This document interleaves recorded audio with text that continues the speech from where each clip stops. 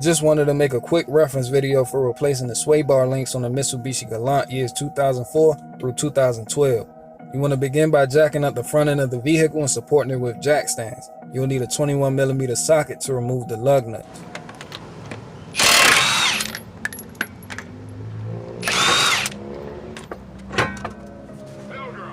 And now that we have the tie removed, we have complete access to our sway bar end link. The top end is attached to the strut assembly while the bottom end attaches to the sway bar.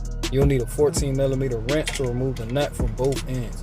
If the ball stud starts to spin on you during removal or installation, hold it still with the 4mm hex key.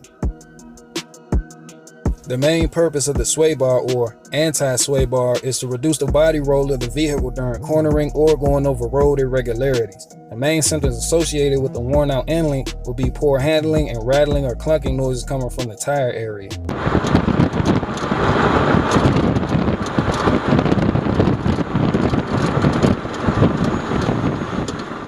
I ordered the new sway bar end links off Rock Auto for around $20 shipped.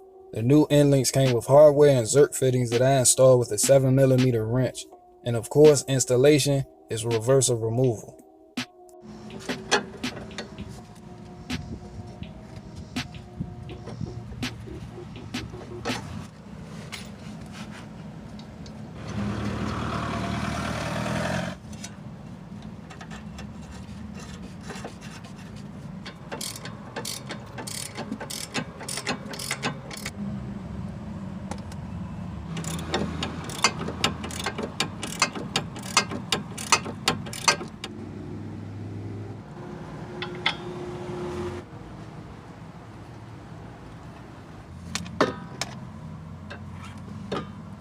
And that's how easy it is to replace your sway bar end links. The opposite side is done the exact same way, so until next time, y'all stay tuned.